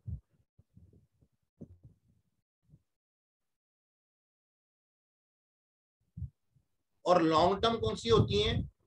जिनका period of holding more than 36 months होता है। याद रखना, मैंने यहाँ पे ना 36 मंथ्स बोले हैं, मैंने 3 साल नहीं बोले। आप भी इसको 36 मंथ्स ही लिखेंगे, 36 मंथ्स ही लिखेंगे आप इसको 3 साल नहीं लिखेंगे। क्यों ऐसा क्यों बोल रहे हो सर? ऐसा इसलिए बोल रहा हूं कि साल का मतलब होता है, जब हम बोलते हैं ना साल, तो साल का मतलब होता है कि ऐसा टाइम पीरियड जो 1/4 से शुरू हुआ और 31 मार्च को खत्म हो गया, या फिर 1 जनवरी से शुरू हुआ और 31 दिसंबर को खत्म हो गया। इसको हम कहते हैं ईयर। लेकिन एक बात बताओ, क्या सेल या परचेज करने के लिए तुम हमेशा 1/4 या 31 मार्च का ही वेट करते हो? नहीं सर, ऐसा तो नहीं है ना। हम 30 जून को भी खरीद सकते हैं, हम 30 सितंबर को भी बेच सकते हैं। तो हमें ना महीने काउंट करने हैं। तो हम क्या कहते हैं कि भाई लॉन्ग टर्म कैपिटल एसेट कौन से होते हैं? जो 36 महीने से ज्यादा होल्ड किए जाते हैं, लॉन्ग टर्म कैपिटल एसेट कहते हैं। और ऐसे लॉन्ग टर्म कैपिटल एसेट से हमें लॉन्ग टर्म कैपिटल गेन आता है। सर कैपिटल गेन तो कैपिटल गेन है, ये शॉर्ट टर्म और लॉन्ग टर्म दो में क्यों कैटेगराइज कर रहे हो? वजहें हैं। नंबर 1, कॉस्ट इन्फ्लेशन इंडेक्स सिर्फ लॉन्ग टर्म कैपिटल गेन पे ही लगता है। एक्सेप्शंस की बात नहीं कर रहा हूं। कुछ चीजें ऐसी भी हैं, कुछ कैपिटल एसेट ऐसे भी हैं जो लॉन्ग टर्म होने के बावजूद उनके ऊपर सीआईआई का बेनिफिट नहीं मिलता। ये सीआईआई क्या होता है, ये हमने लास्ट क्लास में वैसे तो देखा था, लेकिन जो नए बच्चे मेरे साथ में उनको भी पता लग जाएगा। फिलहाल के लिए मैं क्या कहता हूं, रीजन क्या है क्यों हम शॉर्ट टर्म और लॉन्ग टर्म में डिफाइन कर रहे हैं? नंबर 1, सीआईआई की वजह से। नंबर 2, दोनों के रेट्स अलग अलग होते हैं, रेट ऑफ टैक्सेशन जो होते हैं वो अलग अलग होते हैं। ठीक है जी। तो अभी के लिए सिर्फ इतना ही कि सर हमारे पास कैपिटल गेन 2 तरीके के होते हैं, शॉर्ट टर्म और लॉन्ग टर्म, जो कि शॉर्ट टर्म और लॉन्ग टर्म कैपिटल एसेट से आते हैं। और शॉर्ट टर्म कैपिटल एसेट वो होते हैं जो लॉन्ग टर्म नहीं होते, और लॉन्ग टर्म वो होते हैं जिनका पीरियड ऑफ होल्डिंग, यानी कि जब से लिया से जब तक बेचा वो टाइम पीरियड 36 महीने से ज्यादा होता है। हाँ जी, मेरे ख्याल में इस बात के अंदर किसी को कोई दिक्कत होनी नहीं चाहिए। हाँ जी, तो हम क्या लिखा है हमारे पास में, शॉर्ट टर्म कैपिटल एसेट कौन से होते हैं? जहां पे पीरियड ऑफ होल्डिंग क्या होता है, less than and equal to 36 months होता है। और लॉन्ग टर्म कैपिटल एसेट कौन से होते हैं? जिसमें कि period of holding more than 36 months होता है। तो यही लिखा था मैंने यहाँ। ठीक है जी, आगे चलते। ध्यान देना अब मेरी बात पे। सर कुछ चीजें ऐसी हैं जिनमें हम 36 महीने नहीं 12 या 24 महीने मानते हैं, यानी कि 12 या 24 महीने के इस पार या उस पार जाने पे ये शॉर्ट टर्म या लॉन्ग टर्म बनती है। पहले किसकी बारी लाते हैं? पहले लाते हैं जी 12 महीने की बारी। तो हम क्या कहते हैं कि कुछ हमारे लॉन्ग टर्म कैपिटल गेन ऐसे भी होते हैं, यानी कि कुछ कैपिटल एसेट ऐसे होते हैं जो 12 महीने में ही बड़े हो जाते हैं, और 12 महीने बाद ये लॉन्ग टर्म कैपिटल एसेट बन जाते हैं। और जब लॉन्ग टर्म कैपिटल एसेट बन जाते हैं तो इनके ऊपर लॉन्ग टर्म कैपिटल गेन आता है। सिंपल। अच्छा सर आप ये कहना चाहते हो, मतलब जैसे वहां पे 36 मंथ्स मान रहे थे, यहाँ पे कितना मानना है? 12 मंथ्स मानना है। हाँ सर, हाँ बात समझ में आ गई। जल्दी से बताओ ऐसे कौन कौन से कैपिटल एसेट हैं? तो बच्चों ऐसा पहला कैपिटल एसेट है लिस्टेड इक्विटी या प्रेफरेंस शेयर। जितना बताऊंगा उतना ही सुनेंगे, फालतू नहीं सोचेंगे। जब मैंने शेयर्स बोला तो शेयर्स 2 तरीके के होते हैं, इक्विटी या प्रेफरेंस। मैंने डिवेंचर नहीं बोला। मैंने बोला लिस्टेड वाले, तो सिर्फ लिस्टेड वाले ही हमें सुनना है। अच्छा सर, लिस्टेड इक्विटी या प्रेफरेंस शेयर्स, अगर हमने इनको 12 महीने के अंदर बेच दिया, यानी कि 12 महीने नहीं हुए थे अभी खरीदे हुए और हमने इनको बेच दिया, तो शॉर्ट टर्म कैपिटल एसेट है, शॉर्ट टर्म कैपिटल गेन आएगा। और अगर 12 महीने के बाद बेच दिया तो लॉन्ग टर्म कैपिटल एसेट है, लॉन्ग टर्म कैपिटल गेन आएगा। ठीक है सर, समझ में आ गया हमें। लिस्टेड का मतलब सर बीएससी या एनएससी के अंदर 2 स्टॉक एक्सचेंज है ना हमारे पास, बॉम्बे स्टॉक एक्सचेंज और नेशनल स्टॉक एक्सचेंज, इनके अंदर अगर क्या नाम है लिस्टेड हैं, या फिर स्टॉक एक्सचेंज के अंदर सॉरी लिस्टेड हैं, तो भाई साहब ये लिस्टेड हैं, अदरवाइज ये लिस्टेड नहीं है, यानी कि हम इसकी ओपनली ट्रेडिंग कर सकते हैं। अच्छा सर, लिस्टेड सिक्योरिटीज, डिबेंचर या bonds other than units, units को भी हमने इंक्लूड नहीं किया। अच्छा सर, अब लिस्टेड की सिक्योरिटीज की बात आ गई, डिवेंचर्स और बॉन्ड्स की बात आ गई, तो सर आपने हमें पहले ही क्यों नहीं बोल दिया कि अगर लिस्टेड होंगे इक्विटी, लिस्टेड होंगे प्रेफरेंस, लिस्टेड होंगे डिबेंचर्स, लिस्टेड होंगे बॉन्ड्स, तो हम क्या चेक करेंगे? हम चेक करेंगे सर 12 महीने से छोटे हैं या 12 महीने से बड़े हैं। 12 महीने के से छोटे हैं तो सर शॉर्ट टर्म वरना long term. Units of UTI, UTI का मतलब है यूनिट ट्रस्ट ऑफ इंडिया, ठीक है जी। यूनिट्स ऑफ यूटीआई या इक्विटी ओरिएंटेड म्यूचुअल फंड्स, अगर ये हैं बिकने वाले कैपिटल सेट ये हैं, तो हम इसके ऊपर 12 महीने चेक करते हैं, ठीक है जी। अच्छा सर, इसका मतलब समझ लेते हैं पहले। तो इसका तो कोई मतलब समझने वाली बात ही नहीं है। यूनिट्स ऑफ यूटीआई, ये इक्विटी ओरिएंटेड म्यूचुअल फंड क्या है, इसका मतलब समझ लेते हैं। देखो जी, ध्यान से समझो, पहले तो म्यूचुअल फंड का मतलब समझ लो। मैं क्या करता हूं, मैं सिद्धांत से ले लेता हूं 5 लाख रुपए, और इस 5 लाख को मैं इक्विटी में लगा देता हूं, प्रेफरेंस शेयर्स में लगा देता हूं। किसी कंपनी की इक्विटी खरीदी है मैंने, इसके लिए मैं कौन हूं? मैं एंजल ब्रोकिंग हूं, ठीक है जी। मैं एक इन्वेस्टमेंट कंपनी हूं, मैंने ना इससे पैसे ले लिए, 5 लाख रुपए ले लिए मैंने सिद्धांत से, और मैंने इसके कुछ पैसे किसी कंपनी के इक्विटी शेयर्स में लगा दिए, किसी कंपनी के प्रेफरेंस शेयर में लगा दिए, किसी कंपनी के डिवेंचर में लगा दिए, किसी कंपनी के बॉन्ड्स में लगा दिए, ऐसे लगा दिए अलग अलग सिक्योरिटीज में। अब 5 लाख का 65% मैंने पैसा जो है वो कहां लगा दिया? इक्विटी में लगा दिया। कम से कम 65% इक्विटी में लगा दिया, और बाकी सबको मिलाकर के मैंने 35% पैसा अलग अलग जगहों पे लगा दिया। यानी कि डोमिनेटिंग नेचर किसका है? इक्विटी का है। 65%, 65% मैंने कहां लगा दिया? इक्विटी में लगा दिया इसका लेकर के। पहले तो ये जब नेचर होता है ना कि कभी कहीं मतलब कभी कहीं, यानी कि अलग अलग जगहों पे हम जब लगा देते हैं, तो इसको हम कहते हैं म्यूचुअल फंड। और जहां पे डोमिनेटिंग नेचर इक्विटी का होता है ना, उसको हम क्या कहते हैं? Equity oriented mutual fund. बात समझ में आई मेरी?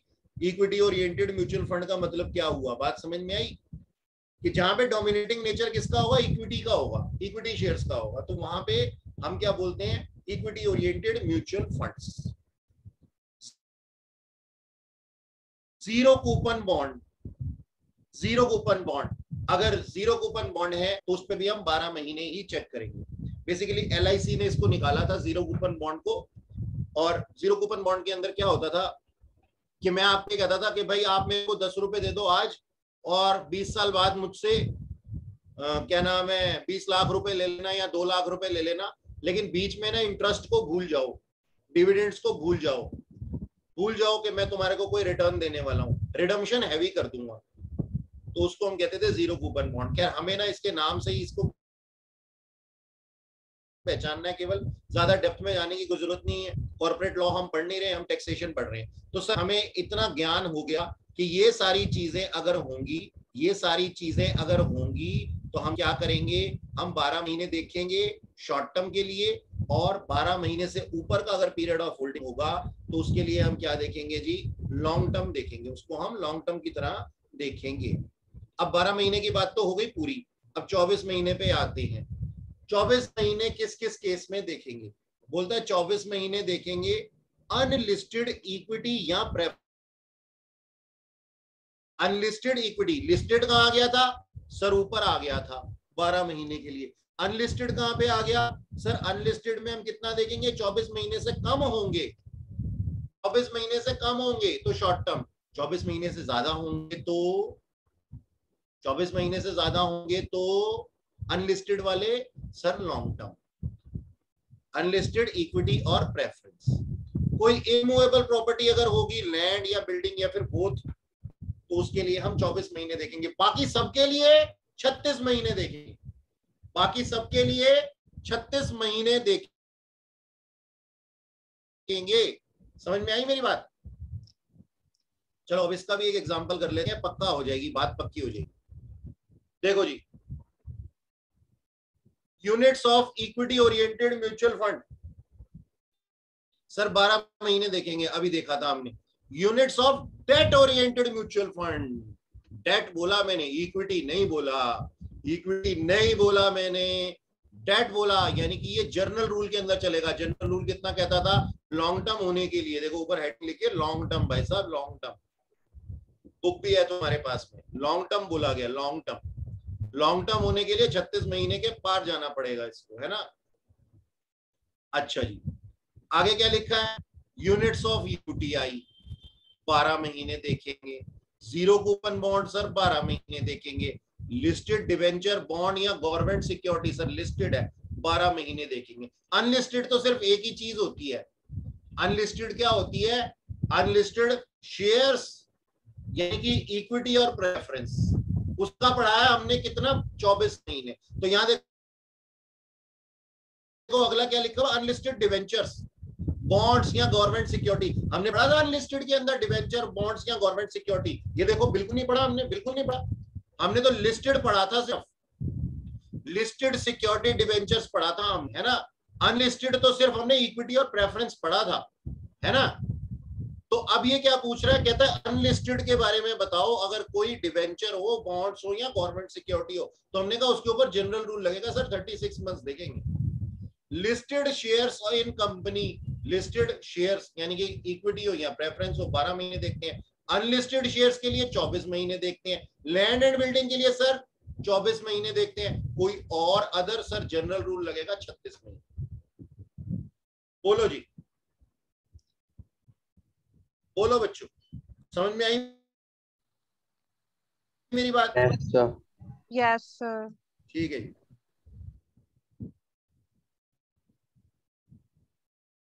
ये why capital asset is divided into stock short term and long term, ये मैंने तुम्हें बता दिया कि भाई हमारे पास में जो है शॉर्ट टर्म और लॉन्ग टर्म क्यों बनाया जाता है। डेफिनेशन ऑफ ट्रांसफर आ गई। अभी जैसे हमारे पास में आया था ना, जैसे हमारे पास में आया था कि भाई हमने दो चीजें पढ़ा था ना, कि भाई हमारे पास में क्या होना चाहिए? एक तो कैपिटल एसेट होना चाहिए। तो उसके अंदर हमने देख लिया कि सर कैपिटल एसेट जो है वो क्या है, और कैपिटल, फिर हमने देख लिया सर कैपिटल एसेट जो है वो शॉर्ट टर्म है या लॉन्ग टर्म है, सीख लिया हमने। ऐसे ही अब क्या आएगा? ट्रांसफर। कुछ ट्रांजैक्शंस हम बोलेंगे ट्रांसफर है और ट्रांसफर नहीं है। भाई सीधी सी बात है, दो चीजों की तो जरूरत होती है। नंबर 1 तो कैपिटल एसेट होना चाहिए, नंबर 2 ट्रांसफर होना चाहिए। और अगर ए दोनों के अंदर यस हो जाएगा तभी क्या होगा सर? कैपिटल गेन होगा। सिंपल सी बात, ठीक है? तो आज मैं इस थ्योरी को और नहीं चला रहा हूं, क्योंकि भैया बहुत बहुत थ्योरी पढ़ा दी तो उसके बाद तुम्हारे दिमाग से निकल जाती है। हमने जितना आज पढ़ा है उसके ऊपर क्वेश्चन भी प्रैक्टिस कर लिए हैं। तो प्लीज प्रभु के लिए, भगवान के लिए, अल्लाह के लिए, जिसको भी आप मानते हैं, वाहिगुरु के लिए जिसको भी मानते हैं, ठीक है, आज रात को सोने से पहले इसका रिवीजन जरूर कर लेना। मैं हालांकि मेरे पास में अभी टाइम और पड़ा हुआ है, बावजूद इसके रोक रहा हूँ कि बच्चे के ऊपर ओवर ना हो जाए, ठीक है ना? और प्रैक्टिकल अप्रोच अच्छे से समझ में आए, ठीक है? अब इसको मैं यहीं बंद कर रहा हूँ बेटा, बाय बाय। सर हाँ बेटा बोलो। सर एक डाउट बेटा आपकी आवाज नहीं आ रही मुझे। सर आप आ रही है? हाँ आ रही है। सर अगर मेरे पास जैसे मेरे दादाजी की मेरे पास तलवार पड़ी है चांदी या सोने की, अगर मैं उसे बेचता हूँ तो क्या वो कैपिटल गेन में आएगा? पहले तो आराम से बोल, सर मेरे पास दादाजी की आराम तलवार से बोल, पड़ी है तेरी आवाज ना कट सोने जाती है, या मेरी चांदी देख। की। हेलो, आवाज आ रही है सर? सोना या चांदी है तेरे पास में, सोना या चांदी है तेरे पास में, अच्छा। सोने या चांदी की तलवार पड़ी है, अगर मैं उसको बेचता हूँ तो वो कैपिटल गेन में आएगा? हाँ बस बिल्कुल आएगा सर, बिल्कुल आएगा। मैं आपको बताता हूँ, देखिए एक तो नंबर वन वो सोना या चांदी का हो गया, यानी कि वो एक प्रीशियस आइटम हो गई। दूसरी चीज वो एंटिक पीस भी है, तलवार थी आपके पास पुराने जमाने की, ठीक है, चाहे नए जमाने की हो। तो अगर आपके पास सोने या चांदी की है तो ये हमारी पर्सनल इफेक्ट से बाहर आ जाएगा, और पर्सनल इफेक्ट से बाहर आ जाएगा तो सर ये कैपिटल एसेट बन जाएगा, और कैपिटल एसेट बन जाएगा तो कैपिटल गेन के अंदर आ जाएगा। तो सर इंडेक्सेशन और के लिए बोलो सर। डेट कैसे लेंगे? अगर हाँ जी हमारे सर। को डेट नहीं पता, हमारे को डेट ही नहीं पता उस कैपिटल एसेट की, स्वॉर्ड की, तो उसकी इंडेक्सेशन ये कैसे कब करेंगे? खरीदा था? हाँ जी, पुराने दादाजी को भी पहले से ये ओहो, पड़ी है। फिर तो कौन है ये पूछने वाला, है कौन वैसे? उत्सव। सर उत्सव। उत्सव, उत्सव अपने कान खींच, पहले अपने कान खींच। तू कह रहा है दादाजी ने खरीदी थी वो, दादाजी ने 36 महीने से पहले खरीदी थी या नहीं खरीदी थी? Yes sir. 36 महीने से ज्यादा होंगे तो लॉन्ग टर्म होंगे, और दादाजी ने हाल सर वो फिलहाल में इंडेक्सेशन के बारे में पूछ रहा है। है। सर इंडेक्सेशन इंडेक्सेशन के कैसे बारे करेंगे उस पे? इंडेक्सेशन के बारे में पूछ रहा है, हाँ तो इंडेक्सेशन के बारे में अब देख, अब ये मेरे से अपना पर्सनल सवाल पूछ रहा है। कोमल जी आप इसमें इंक्लूड मत होना, ये मुझसे कुछ एक्स्ट्रा पूछ रहा है, ठीक है, जो आपने अभी तक नहीं पढ़ा। इंडेक्सेशन सर लगेगी अगर आपने, अगर आपका एसेट जो है, देख मैं तेरे को ना समझाता हूं यहाँ पे, जो तू पूछ रहा है वो मैं सबके साथ में, जो मेरे साथ लास्ट क्लास में भी थे उन सबके साथ में तेरे एग्जाम्पल को साझा करता हूं मैं। इसके दादाजी ने इस तलवार को खरीदा था 1/4/56 में, ठीक है, 1956 में परचेज किया था इसके दादाजी ने इसको, मान ले 50,000 रुपए के लिए, और आज जो है ये बेच रहा है इसके क्या नाम है, इसको उत्सव को, उत्सव को ये तलवार मिली कब, 1/4/2017 में, और 1/4/2020 में इसको ये बेच रहा है, sold for 20 lakh, let's say 20 lakh रुपए के लिए बेच रहा है, ठीक है। स्क्रीन शेयर नहीं हो रही। हाँ स्क्रीन नहीं हो रही, अच्छा एक सेकेंड, एक सेकेंड,